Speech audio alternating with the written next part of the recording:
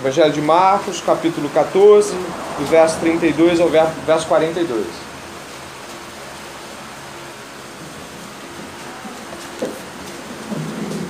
Amém? Esse é o primeiro de 2 encontros a partir de hoje e o encontro de semana que vem, onde nós estaremos tratando da Páscoa. A Páscoa cristã. Estaremos discutindo, ouvindo, arguindo e ouvindo o Espírito Santo nos falar sobre a Páscoa. Amém? No capítulo 14 de Marcos, verso 32 ao 42, que já foi lido, eu vou ler apenas um trecho e em seguida nós continuamos juntos. Então foram a um lugar chamado Getsemane. Ali chegados, disse Jesus a seus discípulos: assentai-vos aqui enquanto eu vou orar. E levando consigo a Pedro, Tiago e João, começou a sentir-se tomado de pavor e de angústia, e lhes disse: a minha alma está profundamente triste até a morte. Ficai aqui e vigiai. Vamos em oração, mais uma vez. Pai eterno, em nome de Jesus Cristo, nós louvamos o Teu nome, nós engrandecemos o Teu nome, e nós pedimos ao Senhor, no nome do Teu Filho, na presença do Espírito Santo, de que o Senhor revista o nosso entendimento e o nosso coração se abra para ouvir a voz de Deus. Não importa quantas vezes já temos ouvido falar do Evangelho, não pode ser mais uma vez, Senhor. Não importa com quantos problemas entramos aqui essa noite, Senhor. O que importa é de que modo vamos sair depois de ouvir o Evangelho de Jesus Cristo. Portanto, Senhor, apesar de nossas lutas, apesar de nosso coração duro, apesar de nossos problemas, Senhor, nos levanta aqui, Senhor, o ânimo, a mente, o coração e nos desperta para a pregação do Evangelho. Nos torne aptos a receber a mensagem da cruz essa noite, Senhor. Que o nosso coração não se ache o suficientemente sábio ao ponto de dizer que já ouviu coisas como essa, e nem tampouco de um coração tão destruído e tão cheio de rugas de pecado que diga: não há jeito para mim. Senhor, para ambos há jeito essa noite. E o que nós te pedimos em nome de Jesus é que todos os corações unânimes se dobrem ao Senhor Jesus Cristo voluntariamente ao fim desse encontro, e que todos possamos dizer: Pai, Paizinho, o Senhor me salvou, o Senhor me curou. Pai, eu preciso desse renovo essa noite. Eles precisam, todos precisamos de Jesus Cristo essa noite. Por favor, nos dá a chance e se dá a conhecer. Revela-te a nós, Senhor. Em nome de Jesus, amém e amém. Nós estamos diante do texto de Marcos e há apenas uma semana da comemoração mundial da Páscoa. Então, antes de falarmos do texto, é importante pensarmos sobre a Páscoa. O que de fato é a Páscoa? Eu não sei quantos estiveram aqui, talvez eu lembre de muitos, mas eu não sei quantos estiveram aqui quando nós estávamos celebrando o Natal cristão. Por 4 semanas nós tivemos a oportunidade de discutir, ouvir, arguir, perguntar, ouvir o que a Bíblia tinha a dizer sobre o nascimento de Jesus Cristo. Vocês se lembram dos nossos encontros? E nós falamos sobre Jesus Cristo ser sacerdote, Jesus Cristo ser o nosso rei e tudo mais. Só que existe algo assim que a gente pode constatar que certamente, num primeiro momento, pode causar algum tipo de escândalo ou pelo menos uma reflexão. Os cristãos não comemoravam o Natal. O Natal é uma comemoração recente que foi sendo acrescida na percepção cristã de celebração, e nem por isso ela deixa de ser importante. O Natal é importante, mas a Páscoa já era comemorada antes dos cristãos.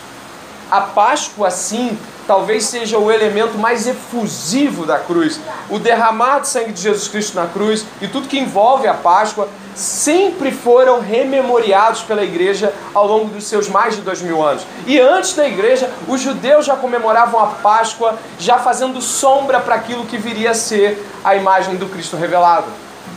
Portanto, nós estamos diante das Escrituras e diante da celebração, talvez, ou talvez não, certamente a mais importante celebração cristã, mais importante memorial cristão a ser lembrado de gerações em gerações. A Páscoa. A Páscoa. A Páscoa cristã era comemorada pelos judeus, não como cristãos, mas como judeus, como a saída, o Pesach, a saída do povo do Egito, das mãos de Faraó, e eles comemoravam aquilo com uma intensidade muito grande. Diante da mesa que comiam, havia não somente o cordeiro que havia sido ofertado diante de Deus como holocausto, mas também havia pães ázimos, pães sem fermento, indicando o tempo de opressão e a saída com tantas lutas do Egito. E as ervas amargas, indicando o preço que pagavam no Egito, ou seja, a dureza do Egito. Os judeus, eles não lembravam da Páscoa com toda a fartura que podiam. Não havia tâmaras e um monte de frutas. Sabe quando a gente faz celebração de Natal? É uma mesa, muito farta a celebração de Natal. Mas quando os judeus celebravam, eles não iam ao máximo da sua fartura, porque o intuito dos judeus ao lembrar da Páscoa era lembrar de quão duro foi aquele momento, de quão difícil foi passar pela Páscoa, de quão difícil foi ver Faraó oprimindo o povo por décadas e décadas, até 430 anos de opressão. Então, quando os judeus memoriavam a Páscoa, era nobre, era intenso, era um clima de um misto de alegria pela retirada de Deus, mas de pesar pelos seus irmãos que passaram por tão duras provas, mas da grandeza de Deus ao resgatá-los. A Páscoa acho que eu vou escolher uma palavra que talvez melhor, era solene, nobre. Mas parece que com o tempo, e com o passar de gerações e gerações, a nossa tendência humana não é propriamente para a intensificação daquilo que é bom, mas para a dissolução daquilo que é bom. Então, ao invés das ervas amargas, nós damos Kinder Ovo. Ao invés de pensar que éramos escravos do pecado, nós escondemos ovos pela casa. Sabe? Pensar na cruz de Jesus Cristo em todo o seu martírio e no ovo de chocolate faz-me pensar no seguinte: como posso fazer com que essa criança de fato entenda o amargor da cruz? Como posso fazer com que o meu filho, minha filha, ou seja lá quem for, possa redescobrir a Páscoa, dando-lhe ovos dos mais doces e mais caros? Perdemos o sentido da Páscoa.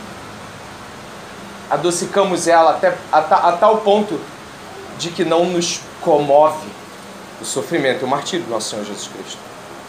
E nesse primeiro momento eu gostaria de pensar com os irmãos, antes de entrarmos propriamente no texto, em como nós transformamos, e eu digo nós do Ocidente, do mundo inteiro, que possa vir a celebrar a Páscoa cristã, como nós transformamos a celebração da Páscoa cristã num pastiche idiota.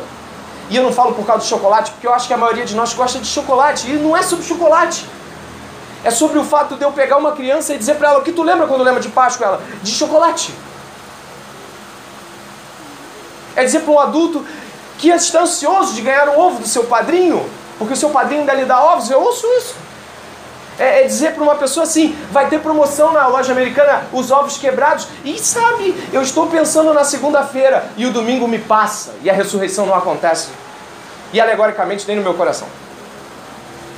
Portanto, quando a gente pensa em Páscoa e pensa em novamente revisitar um texto sobre a Páscoa, olha onde chegamos.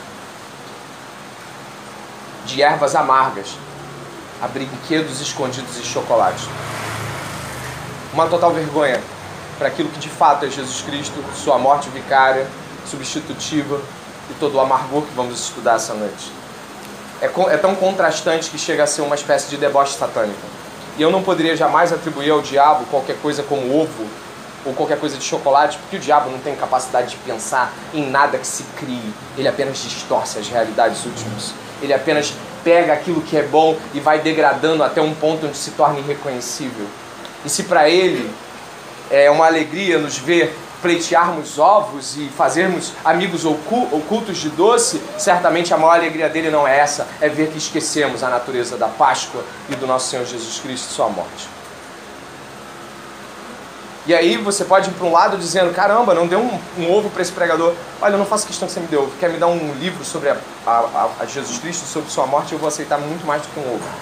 E se quiser me dar uma barra de chocolate ou qualquer coisa de chocolate ao longo do ano, você fica à vontade. Não é sobre isso, não vamos desviar o foco do chocolate. Esquecemos de Jesus, esse é o foco. As ervas amargas foram apagadas do nosso entendimento. E como a Páscoa amarga foi apagada, quando a gente fala isso, tem uma palavra que soa bem alto no ouvido das pessoas e ela não é nada sobre Jesus. É fanático. Eis mais um fanático. Não consegue ver as crianças alegres? Olha como você dá um ovo. Olha o sorriso dela. Pergunte algo sobre Cristo. Pergunte como ela foi salva. Ela não tem a mínima ideia. Coelhos com ovos. Chega a ser idiota. Nem coelho bota ovo. Ah, mas por quê? Sabe, e aí começamos a fazer junções extraordinariamente sem sentido para chegar a sentido algum. Porque é assim que fizeram com o Natal. Por que não fariam com a maior celebração cristã? Então, eu peço à igreja que nesse momento possa entender a dificuldade que é se pregar Páscoa em meio a ovos. Amém? Jesus está numa situação muito conflituosa. No verso 22, ele está diante da mesa. A mesa a qual ele diz: esse é meu corpo dado por vós, façam isso em memória de mim. Este é o meu sangue, que representa o cálice, a nova aliança que faço com vocês. Bebam todos em memória de mim, comerem do pão e beberem do sangue, do vinho, do fruto da vide, anunciais a morte do Senhor até que ele venha. O que Jesus está fazendo ali é uma comunhão. E no Evangelho de Lucas ele diz que estava ansioso por essa comunhão. Ele estava, eu conversando na última Santa Ceia que tivemos, falei assim: como é um ser eterno estar ansioso?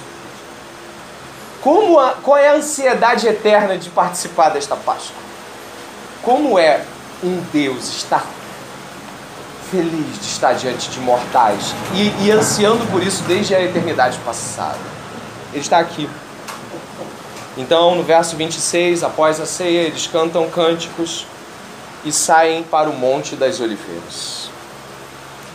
E aí, esse levantar de Jesus, para você ter uma ideia de como a Bíblia amarra suas temáticas e ela se autoexplica. Jesus vai para o Monte das Oliveiras e lá encontra um jardim, Getsemane. O Getsemane é prensado no óleo, a tradução. É algo como esmagado no óleo.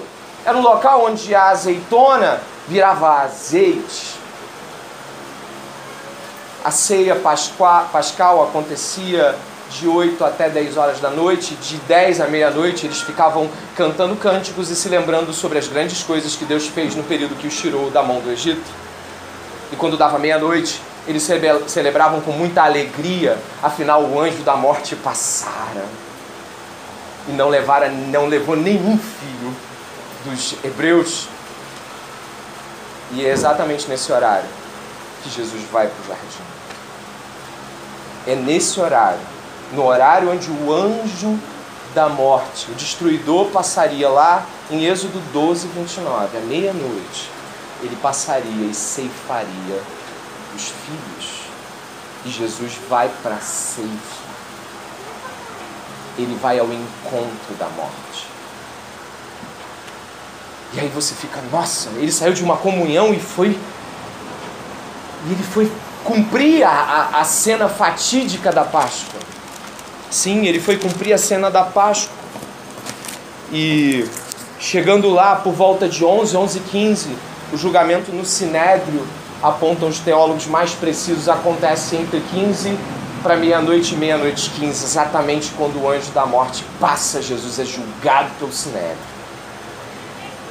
E isso não é misticismo, isso é Bíblia. Está lá, mas eu não olho porque eu não quero ver. Está lá, gritando. Jesus cumprindo mais uma vez as Escrituras. Aos nossos olhos isso passa batido. Ali era o último momento no jardim, onde ele leva os 11. Judas já tinha ido fazer aquilo que Judas veio para fazer. E aí, naquele momento, Jesus leva os 11, e depois dos 11 separa 3, Pedro, Tiago e João, e pede: vem até comigo um pouco mais. Chegue mais perto e me acompanhe nesse momento de aflição e oração. Nesse momento de aflição e oração, o verso 34 do capítulo 14 esmaga a nossa compreensão e nos pressiona na direção do chão, talvez para orar com Jesus ou para dormir. Verso 34 diz assim: a minha alma está profundamente triste até a morte. Ficai aqui e vigiai. Qual seria a profundidade do ser mais profundo? qual seria o íntimo do coração do ser mais profundo que existe, a ponto de todo entendimento de Jesus Cristo acerca de si mesmo poder dizer: a minha tristeza é tão profunda que ela se enraiza em mim mesmo e desemboca até a morte. Eu estou triste de um modo que a sua raça nunca esteve. Eu estou triste com todo o potencial que a tristeza pode alcançar num ser humano e num Deus. E quando Jesus se aproxima dessa situação, a gente consegue ver, talvez, o nosso segundo encontro com a palavra de Deus aqui, após a reflexão pascal. A gente consegue ver que Jesus e sua angústia contrastam com a indiferença da nossa raça. Jesus diz isso e fala assim no verso 35: e adiantando-se um pouco, prostrou-se em terra e orava para que, se possível, lhe fosse poupada aquela hora. Verso 36, e dizia: Abba, Pai, tudo te é possível, passa de mim esse cálice, contudo não seja o que eu quero, e sim o que tu queres. Voltando, achou-os dormindo e disse a Pedro: Simão, tu dormes? Não pudeste vigiar nenhuma hora? Essa é a nossa condição. Diante da angústia mais profunda, a raça humana libera a indiferença mais profunda. No Jardim do Éden, o outro jardim, o primeiro jardim, quando Jesus Cristo nos propõe essa análise de si mesmo, a gente se remete ao jardim e pensa: e eu já pensei isso, e se fosse comigo, talvez eu não aceitasse a fruta. Eu não sei quantos de vocês já pensaram isso. Não sei se, eu já ouvi moças dizendo: eu não sei, eu acho que Eva deu mole. Eu acho que Eva se permitiu demais. Adão deveria ter percebido aquele engano. E mais uma vez Jesus põe a raça humana à prova do teste. Vem para o jardim de novo. Agora vem do meu lado. E nem do lado dele conseguimos ser guardiões do jardim. Você poderia dizer: Eva pecou porque Deus não estava vendo, não estava do lado. Deus via, mas não estava do lado. Eva não olhou e não viu Deus. E agora, com Deus do lado, qual é a desculpa para o teste do jardim? Pecaríamos com Deus do lado ou Deus sem lado, porque voltamos ao jardim e erramos de novo com Ele. A indiferença da raça humana é diante de Deus, é corandil, ou seja, é de frente, é longe, é perto. Não nos importamos com Deus. Diante do jardim, mais uma vez, reprovados. Uma vez só?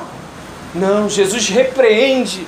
E aí de novo, olha o que acontece, verso 40, voltando os achou outra vez dormindo. E verso 41, veio a terceira vez e disse: chega, ainda dormem. Mas eles ficaram atentos. Não, Jesus falou, olha, uma repreensão de um mestre rabino, era uma repreensão dura. Jesus não falava suave, Jesus falaria assim: que absurdo, levanta-se. E você estaria de pé, porque ele acabou de dizer que estava angustiado até a morte, e eles nunca ouviram tal coisa de Jesus Cristo. E aí de novo eles dormem, e de novo eles dormem. E é diante de Jesus que nós estamos essa noite, talvez prestes a dormir mais uma vez, prestes a sonolentos esperarmos pelo final do nosso encontro. E aí, Jesus, que já no verso 27, repare como foi grosso esse gesto, como foi tosco, como foi negro esse gesto de Pedro, Tiago, João, como ele foi sujo, como ele foi agente. Olha o verso 27, puxa um pouco para trás. Jesus avisa, olha, no caminho, você percebe que ele já tinha saído e foram para o Monte das Oliveiras. Então Jesus está no caminho para o Monte das Oliveiras, e olha o que ele diz, olha, suavemente ele diz: todos vocês se escandalizarão, porque está escrito: ferirei o pastor e as ovelhas ficarão dispersas. Mas depois da minha ressurreição, irei adiante de vós para Galiléia. Pedro disse: ainda que todos se escandalizem, eu jamais. Respondeu-lhe Jesus: em verdade eu te digo, nesta noite, antes que 2 vezes canto o galo, tu me negarás 3 vezes. Mas ele insistia com mais veemência: ainda que me seja necessário morrer contigo, de modo nenhum te negarei. E finaliza assim o versículo: assim disseram todos. Os 11 disseram: nunca te abandonaremos. Deu 15 minutos. Na verdade, eu não vou ser grosseiro, não. Deu cerca de 45 minutos, 1 hora, que era o caminho de onde eles estavam ceando até lá. Negaram. Negaram grosseiramente. Qual é o nosso perigo essa noite? De nós acharmos acerca de nós mais do que de fato somos. Acharmos que por estarmos aqui sentados como igreja, ou lendo a Bíblia, ou, pasmem, apesar de nós termos nos convertido, acharmos que não vamos negar Jesus, acharmos absurdo alguém nos trair, acharmos absurdo alguém falar mal da gente, acharmos absurdo. Que escândalo é esse de quem já deixou o Senhor orando sozinho? Que escândalo pode ser nosso de achar que a gente realmente pode exigir do outro alguma coisa? Como diria Ariovaldo Júnior, pastor de Uberlândia, estranho é quando alguém acerta. Não é quando alguém erra. A gente erra o tempo. Nossa distância diante de Deus não é física, é moral. A nossa distância aqui hoje é física, mas a nossa distância não é porque Deus não está aqui. A nossa distância é moral. Ele é justo, bom, fiel, leal. Nós somos maus, injustos, desleais, traidores, infiéis em todos os contratos que fazemos até uns com os outros. Portanto, ao contrário das nossas constituições ocidentais que presumem que alguém é inocente até que se prova o contrário, o Senhor diz: você é culpado, e eu provo o tempo todo isso. Nós somos culpados diante de Deus. Não importa qual jardim o Senhor nos chame para orar, falhamos.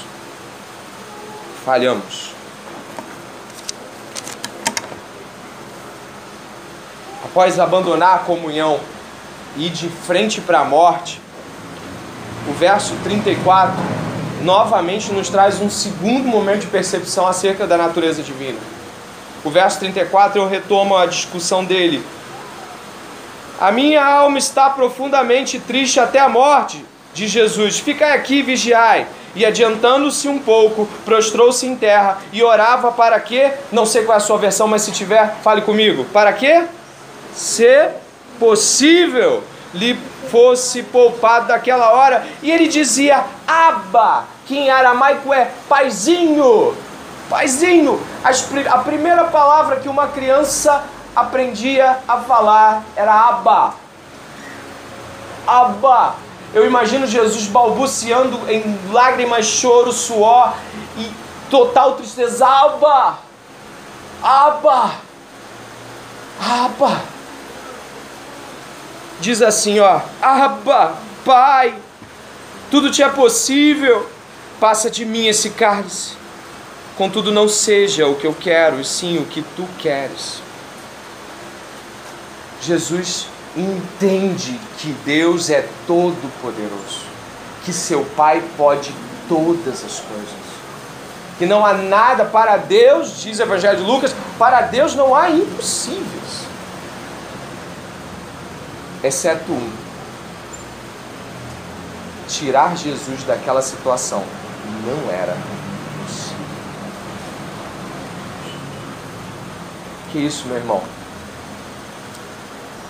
Se fosse possível que o mundo fosse salvo de outra forma, Deus o faria.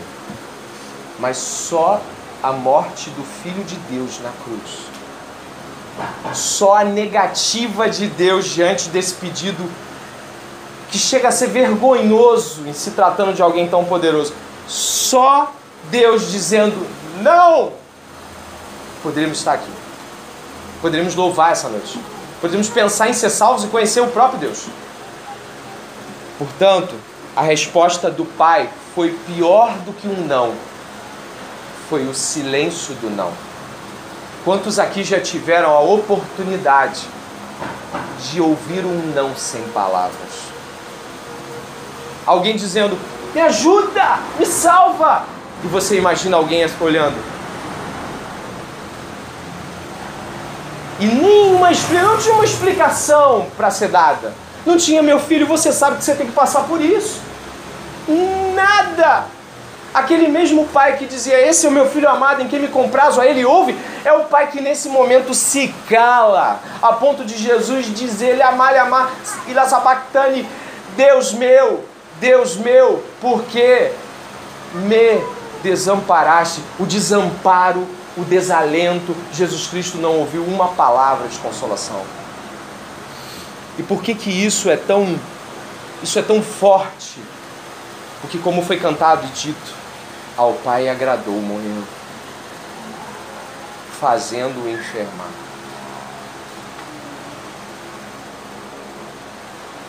Já ouviram falar da história de Jim Elliot? Se não ouviram, Jim Elliot foi pregar o evangelho até no Equador, aos Aucas, uma tribo bem violenta. Elliot e mais 5 amigos pregaram o evangelho por alguns anos e conseguiram feitos incríveis. Os Aucas se aproximaram. Mas aí, numa tarde, na Praia dos Coqueiros, eles fizeram uma cena. Os Aucas apareceram com lanças. E em alguns segundos, as lanças cravaram o peito daqueles 5 pais de família, e todos morreram de imediato. A lança penetrou e traspassou todos. Dentre eles, um chamado Nate Saints deixou um filho. E o filho do Nate, que é o Steve Saints, que ainda é vivo, ele foi correr atrás da morte do pai, depois desse tempo. E ele foi tentar saber por que os índios mataram o pai e aqueles homens. E aí eu descobri, ficou desesperadamente surpreso. Porque os índios disseram assim, na verdade já não matávamos brancos como vocês há um tempo. Isso saiu num artigo da Christianity Today. Não matávamos brancos porque já estávamos nos acostumando. Aí a resposta dos índios assustou John Piper no artigo. A resposta dos índios foi, não sei por que matamos. E a frase de Steve Saints no término do artigo é brutal. Só posso crer que Deus desejou levar meu pai.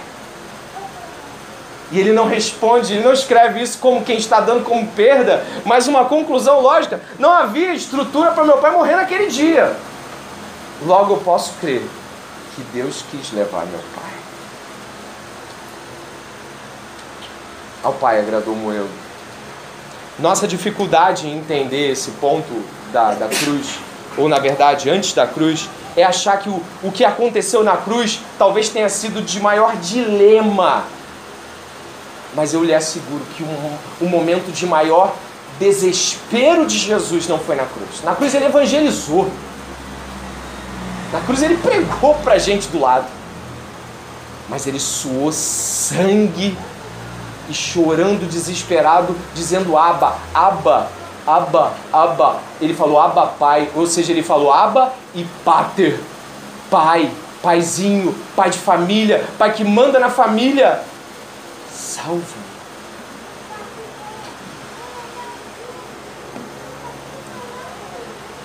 Podemos ressaltar que o pecado do homem é sobremodo tão grave que não foi possível poupar o Filho de Deus. Só havia uma chance. E a chance era a morte do Filho de Deus.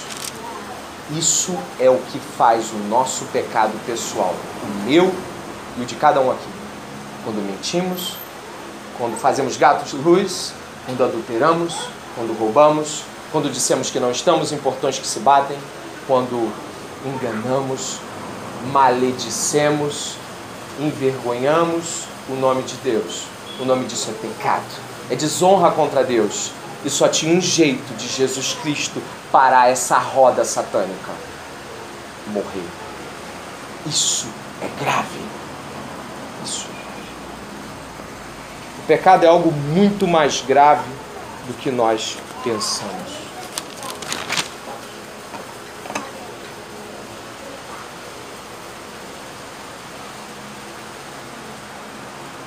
após Jesus Cristo, acabaram as sentenças de cruz? Pessoas pararam de morrer na cruz depois de Jesus? Já morriam antes e morreram depois. Portanto, a cruz não parou de ser usada como instrumento de morte.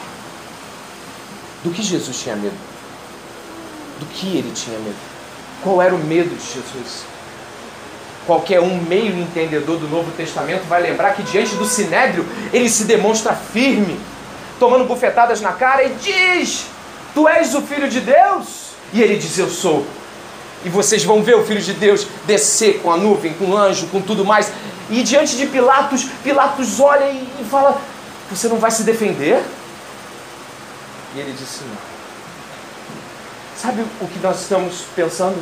É de que não era do Sinédrio que Jesus tinha medo. Jesus não estava com medo de Pilatos e tampouco com medo da cruz. Mas o único momento onde Jesus demonstra um escandaloso e desesperador medo é diante do tribunal de seu Pai, a qual todos nós estaremos um dia diante do tribunal de Deus. E ele estava sendo julgado pelo tribunal de seu Pai. Ele estava diante do tribunal de seu Pai, clamando por misericórdia, dizendo: Abba! Todos estaremos um dia diante do tribunal de Deus. E Jesus demonstra que se estivermos com nossos pecados individuais não retratados diante de Jesus Cristo, não adiantará clamar.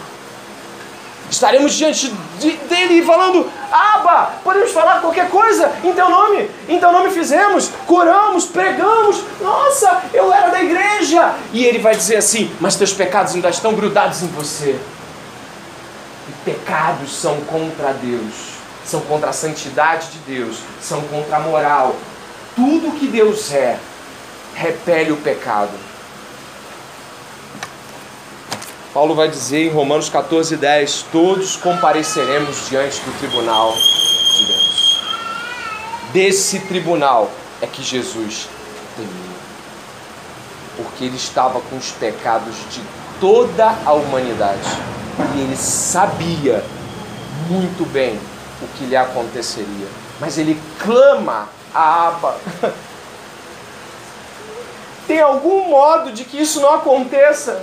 De que eu esteja diante de ti com pecados, mas não seja feita a minha vontade, mas a tua. Nós não temos medo das coisas certas.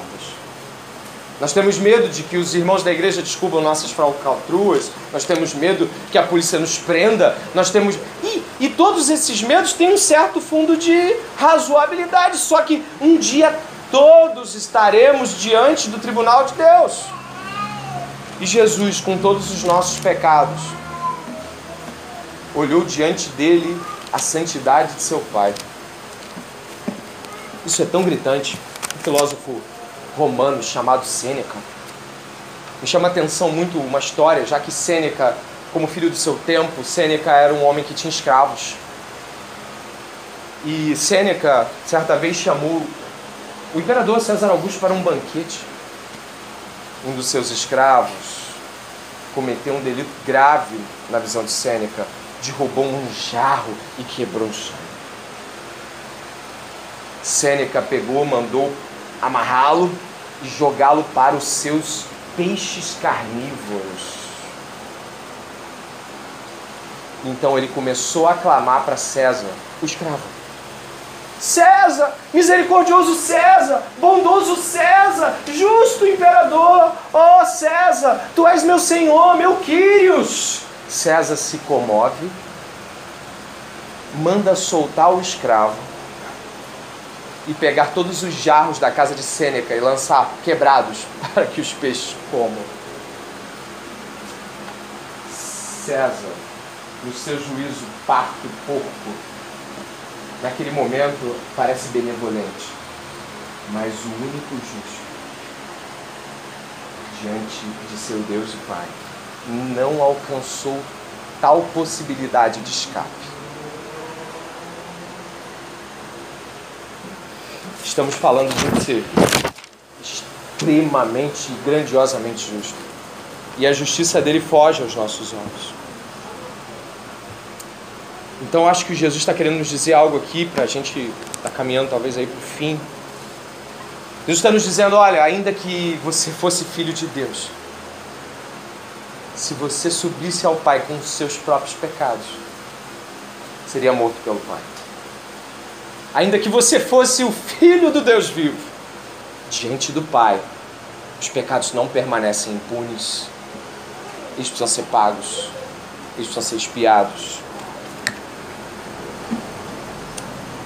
Eu queria que os irmãos pudessem pensar comigo, já se encaminhando para o fim, de que quando nós olhamos tal cena e nós vemos essa grandeza da santidade de Deus, que não poupou seu próprio Filho, nós podemos ver que diante disso tudo, e aí se você quiser e puder abrir comigo em Romanos, um pouquinho depois de onde você está, o livro de Romanos, capítulo 5, verso 8, vai dizer algo que certamente tira de você qualquer ideia de que esse pai não sentiu nada, de que esse pai não tinha coração. Eu acho que Romanos 5,8, quando fala sobre, nos mostra a grandeza desse ato.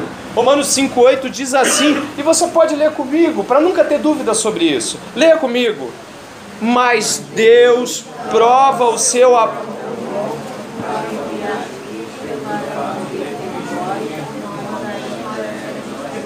Deus prova seu amor quando entrega o Filho. Há algo ali que nenhum de nós podia fazer. O Filho Santo do Deus Santo é entregue por gente imunda e corrupta. E a salvação, não havia salvação, mas há salvação disponível aqui hoje. O Evangelho continua sendo exposto, então hoje aqui há salvação para você.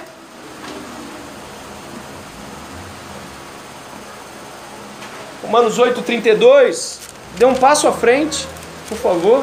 Romanos 8,32. Diz assim, Romanos 8,32. Aquele que não poupou o seu próprio Filho, antes por todos nós o entregou, porventura não nos dará graciosamente com ele todas as coisas? Quem tentará acusação contra os eleitos de Deus? Deus quem os justifica. Quem os condenará? É Cristo, quem morreu, ou antes, quem ressuscitou, o qual está à direita de Deus e também intercede por nós. Quem nos separará do amor de Cristo? Será tribulação, ou angústia, ou perseguição, ou fome, ou nudez, ou perigo, ou espada? Como está escrito, por amor de ti somos entregues à morte o dia todo, fomos considerados como ovelhas para o matadouro. Em todas as coisas, porém, somos mais que vencedores por meio daquele que nos amou. Porque eu estou bem certo de que nem a morte, nem a vida, nem anjos, nem os principados, nem as coisas do presente, nem do porvir, nem os poderes, nem a altura, nem a profundidade, nem qualquer outra criatura poderá nos separar-nos do amor de Deus que está em Cristo Jesus, nosso Senhor. Quando o cenário da crucificação, do Getsemane ou tudo mais é posto diante de Paulo, ele diz, não há como negar o amor dele, e mais, não há como nos separar do amor dele. A prova é cabal, a prova refuta qualquer contestação. E Deus é tão gracioso que quando eu olho, por exemplo, 2 Coríntios, capítulo 12, verso 9, Paulo lá com o seu espinho na carne, eu vejo Paulo dizendo, tira de mim, dói demais. E aí ele ora de novo, por favor, tira de mim. Deus não permanece em silêncio depois da terceira vez, ele diz, a minha graça te basta. Para Jesus houve silêncio velado e violento. Mas depois de Jesus, antes de Jesus, sempre houve, sempre haverá graça para os maiores dos pecadores, como diria John Bunyan. A Páscoa não pode ser esquecida se ela primeiro não for lembrada. Se a tua, minha ou qualquer Páscoa aqui hoje não tiver o Getsemane cravado nos teus olhos, é impossível que a gente possa fazer com que o resultado do Getsemane, ou seja, o ministério de Jesus é dividido pelo menos em duas partes a partir daí. Antes dessa oração, depois dessa oração. Quando termina a oração, ele fala: Pedro, não precisa mais orar. A resposta já está aí, eles estão vindo. O Filho do Homem vai ser entregue. Aí a resposta. E eu fico pensando que entre o Getsemane e o que vai acontecer, ou para onde vamos, é a cruz. E quem ajoelhou no Getsemane essa noite e disse: Pai, não faça a minha vontade, mas a tua, só tem um caminho para seguir depois dessa noite: a cruz. A cruz. Evangelho sem cruz não é evangelho. Para você ter uma ideia de como essa mensagem do evangelho transformou a vida de milhões de pessoas, eu estava lendo um relato que muito profundamente me tocou. Quando o evangelho chegou no Japão em 1617, através de jesuítas e franciscanos foram degolados. Degolados. Mas quando um japonês se convertia, eles faziam questão de que a coisa ficasse um pouco mais cristã. Certa vez, em 1617, na praia de Yoda, eles crucificaram de cabeça para baixo 70 japoneses. Antes da maré encher. Famílias. E enquanto a maré enchia, e os tomava e os matava, não houve um que reclinasse e dissesse não. O objetivo do Getsemane é a cruz. A cruz. O objetivo de cada um de nós aqui é se encontrar com a cruz do nosso Senhor. Não fugir dela. Seja feita a vontade do nosso Senhor. Algumas pessoas ficam se perguntando: por que eu fui àquele culto naquele dia, Jesus? Eu mesmo já me fiz essa pergunta ao término de alguns encontros cristãos. Eu me perguntei: Senhor, por que o Senhor me trouxe aqui nessa noite? O que o pregador queria me dizer? Existe uma mensagem mais propriamente para mim do que para o irmão do lado? Eu não sei. Mas eu sei que tem uma mensagem ou duas para todo mundo aqui. O Getsemane não será evitado. E a cruz não será uma opção para aquele que decidir fazer a vontade de Deus. Que hoje seja o Getsemane. E que você e eu possamos dizer: mas seja feita a tua vontade, não a minha. Vamos orar.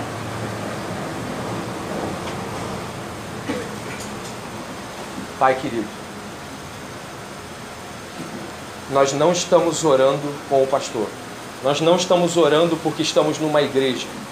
Nós estamos orando diante do Pai do nosso Senhor Jesus Cristo, o qual entregou seu próprio Filho e rejeitou o seu pedido desesperador para que o cálice da ira de Deus fosse totalmente derramado sobre o Filho de Deus.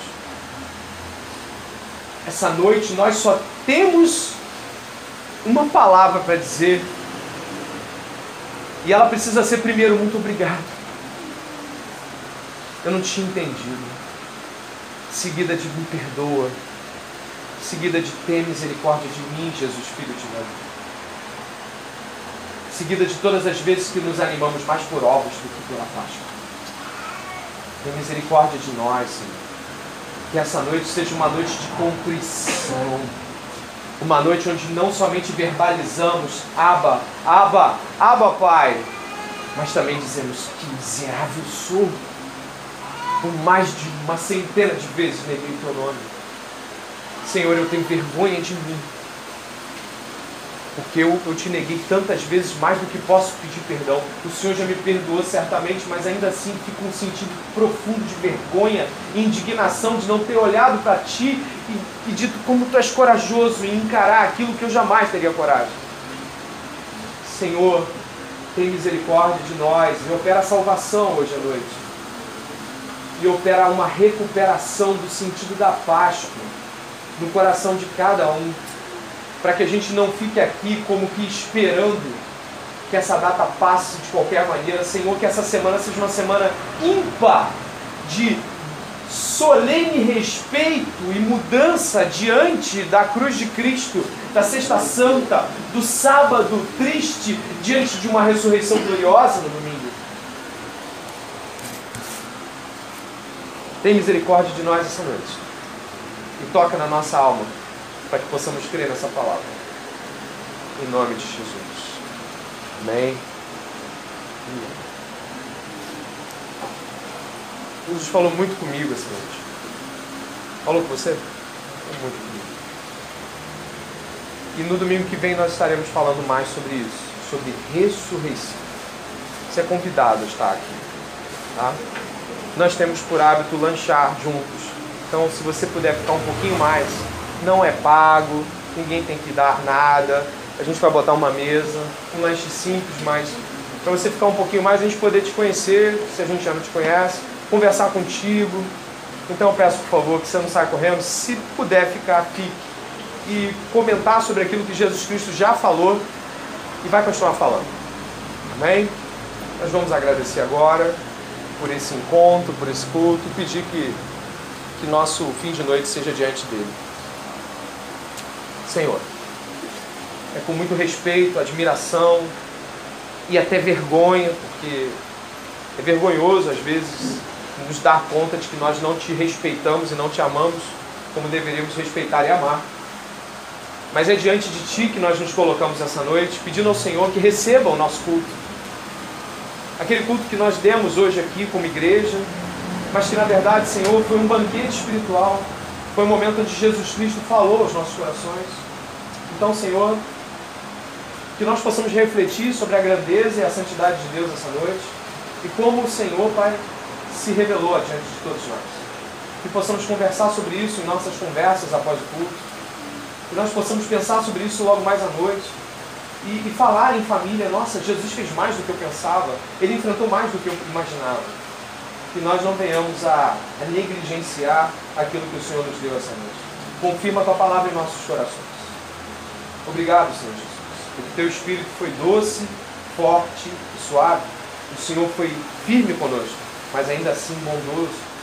Obrigado, Senhor. Que o Espírito Santo nos guie na jornada cristã.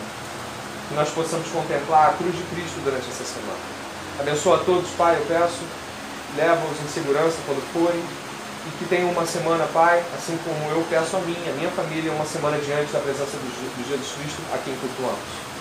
E que o Evangelho seja pregado na vida de cada um, através da boca de cada um, do trabalho de cada um, em nome de Jesus Cristo. Amém. São todos bem-vindos. Permaneçam entre nós, tá bom? Deus abençoe.